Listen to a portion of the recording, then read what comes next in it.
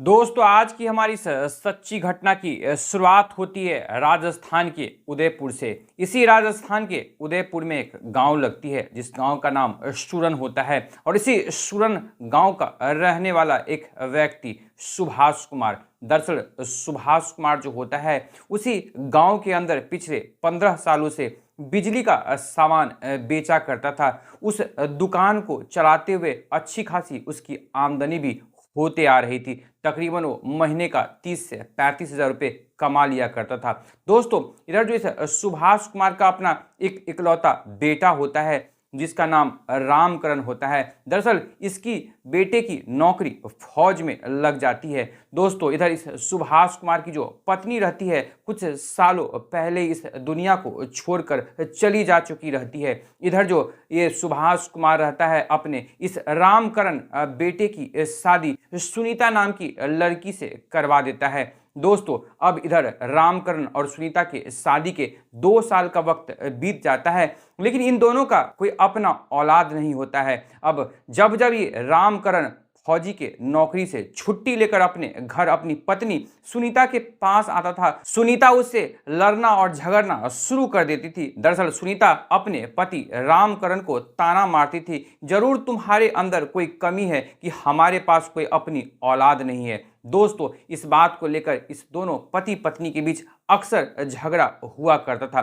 तभी दोस्तों एक दिन यानी कि 15 जुलाई 2025 का दिन आता है जब तकरीबन शाम के 4 बजे के आसपास ये जो रामकरण रहता है अपनी फौज की नौकरी से 15 दिनों का छुट्टी लेकर वो अपने घर आता है। दोस्तों जैसे वो घर के लिए चलता है अंदर से बेहद ही खुश रहता है। वो मन ही मन सोचता है कि इस बार घर जाऊंगा तो अपनी पत्नी को ढेर सारी शॉपिंग करवाऊंगा। दोस्तों अब जैसी रामकरण तकरीबन शाम के 4 बजे वो घर पहुंच जाता है। अब दोस्तों जैसी रामकरण अपने घर पहुंचता है सबसे पहले तो अपने पिता सुभाष से मिलता है, उससे हालचाल लेता है, फिर अपनी पत्नी सुनीता के पास चला जाता है और सुनीता के पास जाते उसे कहने लगता है कि इस बार हम दोनों आपस में कोई भी लड़ाई झगड़ा नहीं करेंगे। दरअसल तुम जल्दी से तैयार हो जाओ, मैं तुम्हें चाहता हूं कि शहर ले जाकर मैं तुम्हें अच्छी खासी शॉपिंग करवाऊं। दोस्तों यहाँ जो सुनीता होती है वो भी शॉपिंग करने के लिए तैयार हो जाती है।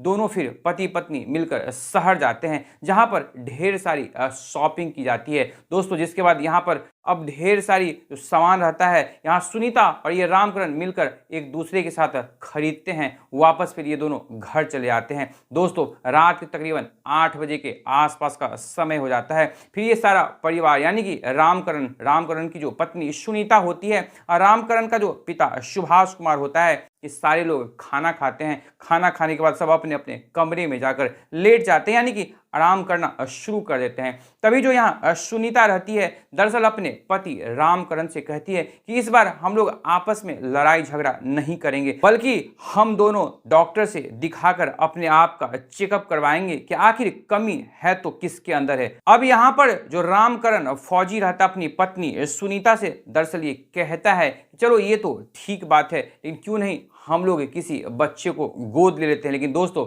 यहाँ जो सुनीता होती है वो किसी बच्चे को गोद लेने से साफ साफ मना कर देती है।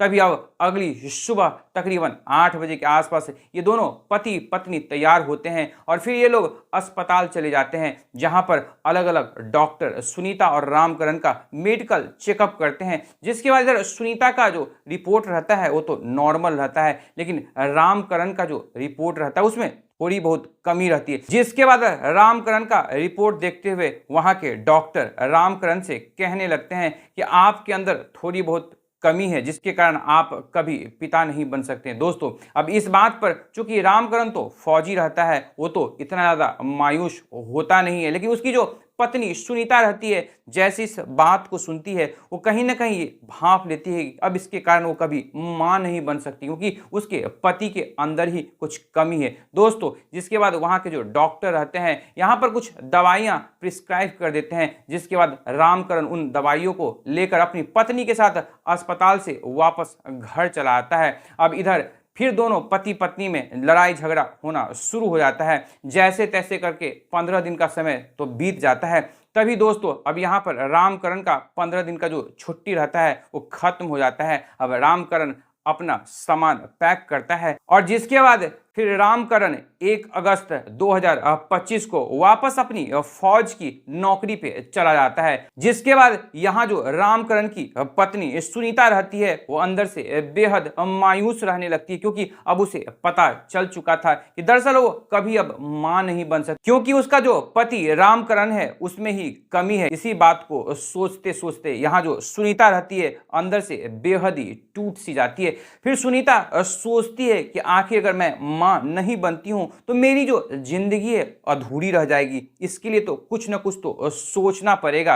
आखिर इस घर का वारिस नहीं होगा तो इस घर में जो भी संपत्ति है उसे आगे देखने वाला, उसका नाम लेने वाला कौन होगा। दोस्तों जिसके बाद यही सब कुछ सुनीता सोचते रहती, तभी उसके दिमाग में अपने ससुर के बारे में ख्याल आता है कि क्यों ना घर की बात घर ही में रहे। दरअसल मैं अपने ससुर से इस बारे में बात करके देखती हूँ, क्या पता इसका कोई सॉल्यूशन निकल जाए। दोस्तों जिसके बाद अब अगली सुबह सुबह यहाँ पर जो सुनीता रहती है अपने ससुर सुभाष से दरअसल ये कहने लगती है कि तुम्हारा बेटा तो फौजी जरूर है, लेकिन तुम्हारे बेटे के अंदर एक बहुत बड़ी कमी है कि कभी वो पिता नहीं बन सकता, कभी वो मुझे मां बनने की खुशी नहीं दे सकता है। दोस्तों जिसके बाद यहाँ पर जो सुभाष कुमार रहता है अपनी बहू को इस बात को सुनकर उस पर कोई फर्क नहीं पड़ता, लेकिन जिसके बाद फिर से उसकी जो बहू सुनीता रहती है अपने ससुर को ताना मारते हुए कहती है कि दरअसल तुम्हारा बेटा नामर्द है। अगर ये बात अगल बगल में पड़ोस के लोगों को पता चलेगी तो अपने घर के बारे में सोच कर देखो कि तुम्हारे घर की क्या इज्जत, क्या मान मर्यादा रह जाएगी। अब दोस्तों जैसे ही सुभाष कुमार अपनी बहू के जुबान से बात सुनता है वो भी अंदर से बेहद दुखी हो जाता है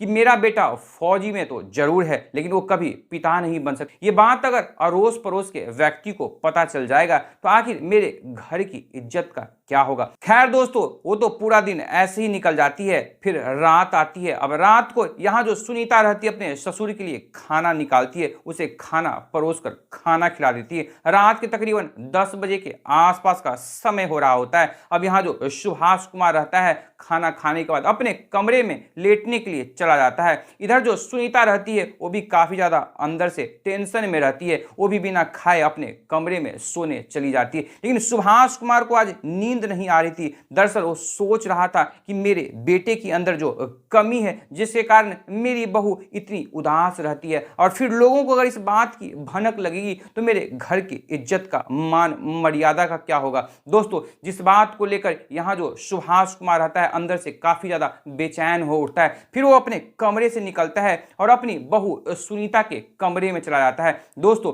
यहाँ तो सुनीता पहले से चाह रही थी कि उसका जो ससुर है उसके कमरे में आए और उसकी जो इच्छा है यानी कि उसकी जो मां बनने की इच्छा है आखिर उसका ससुर ही पूरा कर दे, क्योंकि घर की बात घर में ही रह जाएगी। अब जैसे ही सुभाष कुमार अपनी बहू के कमरे में प्रवेश करता है, यहाँ जो सुनीता होती है अपने ससुर से कहती है कि आखिर आप किस बात को लेकर मेरे कमरे में आए। जिसके बाद यहाँ पर जो सुभाष कुमार रहता है वो अपनी बहू से कहता है कि बहू तुम्हारी चिंता बिल्कुल जायज है, बताओ मैं तुम्हारा कैसे मदद कर सकता हूं। दोस्तों जिसके बाद यहाँ जो उसकी बहू सुनीता रहती है अपने ससुर से कहती है कि दरअसल तुम्हारा बेटा तो कभी पिता बन नहीं सकता, वो पिता बनने के लायक नहीं है, लेकिन अगर तुम चाहो तो तुम इस घर का वारिस दे सकते हो। दोस्तों यहाँ जो सुभाष कुमार रहता है अपनी बहू की बातों को अच्छे से समझ आता है। जिसके बाद हर मर्यादा को लांघ कर इसका जो ससुर यानी कि सुभाष कुमार रहता है अपनी बहू के साथ वो गलत रिश्ते बनाने के लिए तैयार हो जाता है, जिससे उस सुनीता को मां बनने की खुशी मिल सके और उस घर का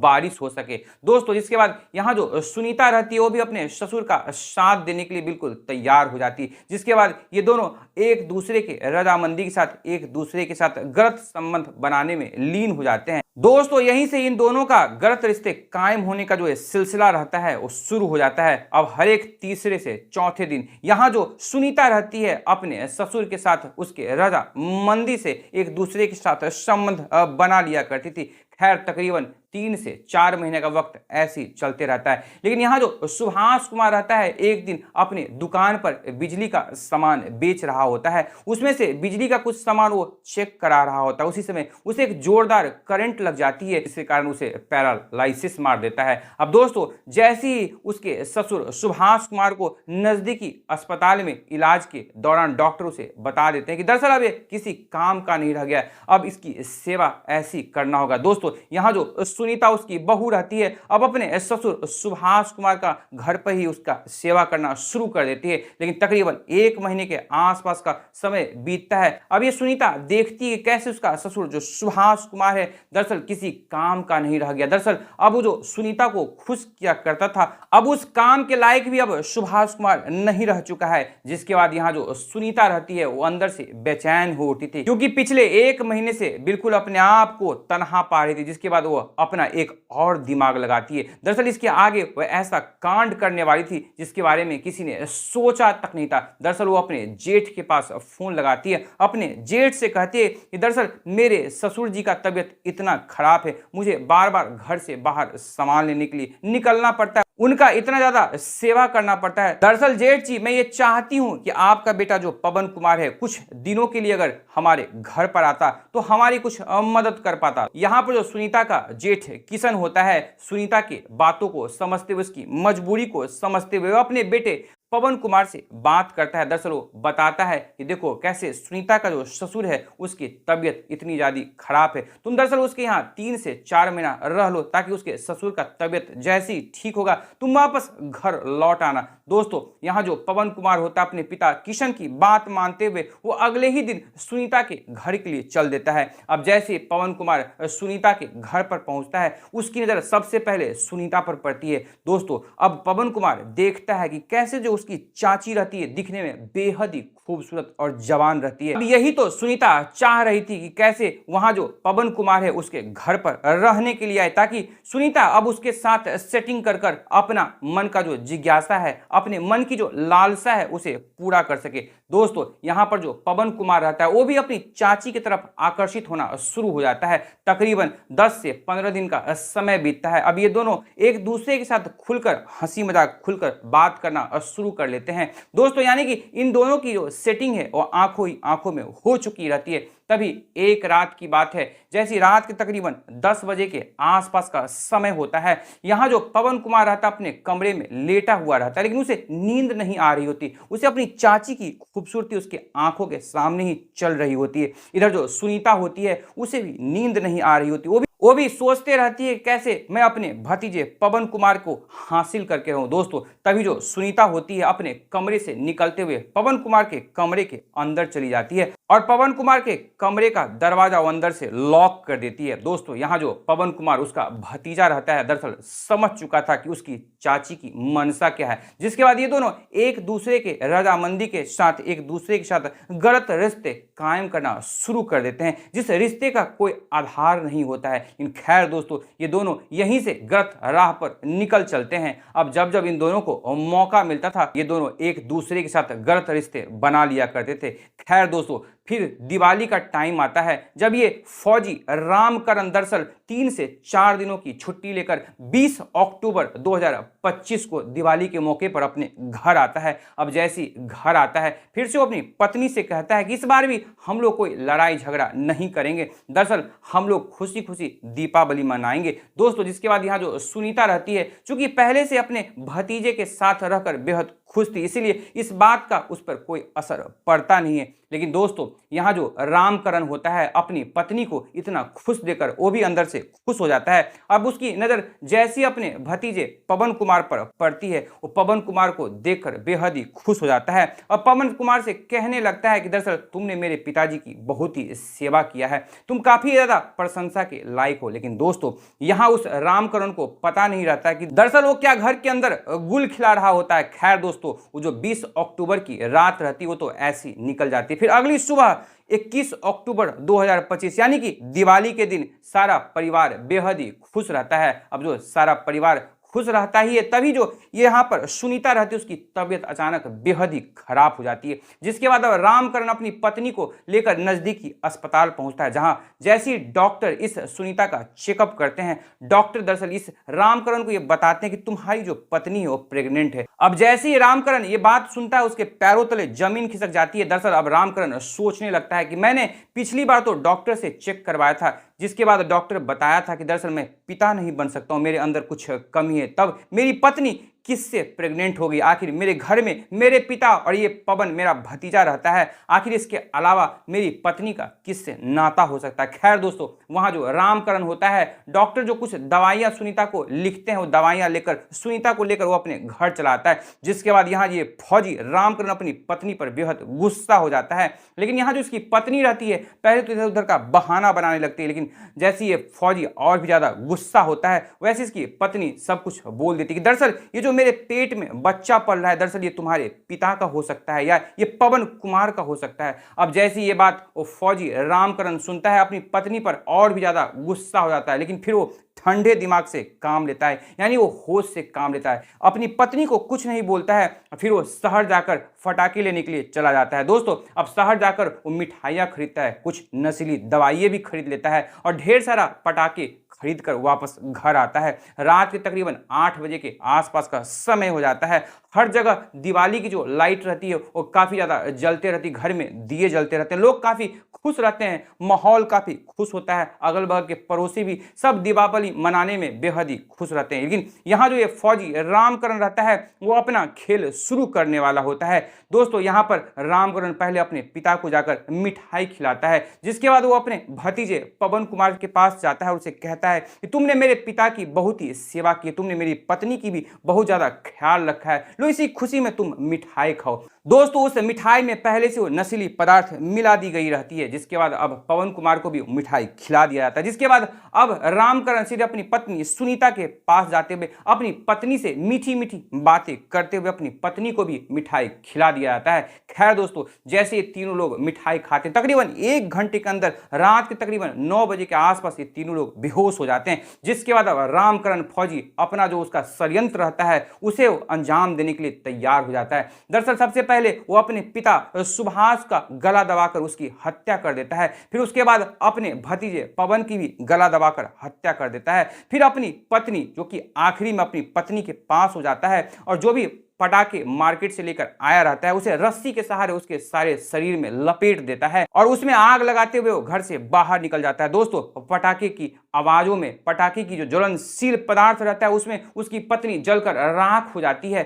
दोस्तों, जिसके बाद यहाँ जो रामकरण होता है नजदीकी पुलिस स्टेशन में जाकर रात के समय में सरेंडर कर देता है, पुलिस वाले से सारी आप बीती सुनाता है, कैसे उसकी जो पत्नी थी अपने ही ससुर और अपने भतीजे के साथ कैसे गलत रिश्ते में चली गई थी, कैसे उसने अपने पति को धोखा दिया था। दोस्तों, खैर पुलिस वाले जैसी इस रामकरण की पूरी आप बीती सुनते हैं, इस रामकरण फौजी के ऊपर कानूनी कार्रवाई किया जाता है, उसके ऊपर चार्जशीट तैयार की जाती है। दोस्तों, यह तो भविष्य के गर्भ में छिपा हुआ कि आखिर जो प्रशासन, आखिर जो कानून व्यवस्था है वो एक कानून के रखवाले के साथ ही उसके साथ उसके किए की ऐसा क्या सजा सुनाती है। लेकिन दोस्तों, यहाँ सोचने और समझने वाली बात यह है, ये जो फौजी रामकरण होता है अपने परिवार के साथ, अपने पिता के साथ, अपने पत्नी के साथ जो किया, उसे मौत के घाट उतार दिया, क्या वो सही किया या गलत किया? इसके बारे में आपकी अपनी क्या राय है? आप अपनी राय हमारी इस कहानी के कमेंट बॉक्स में जरूर साझा करें। तो दोस्तों, फिर मिलेंगे एक नई कहानी में एक नई सोच के साथ। तब तक आप अपना ख्याल रखें, अपनों का ख्याल रखें, हर संभव दूसरों की जरूर मदद करें, क्योंकि यकीन माने आज आप किसी की मदद करेंगे तो कल को आपके लिए भी कोई ना कोई जरूर खड़ा होगा। तब तक सतर्क रहें, सुरक्षित रहें। जय हिंद, जय भारत।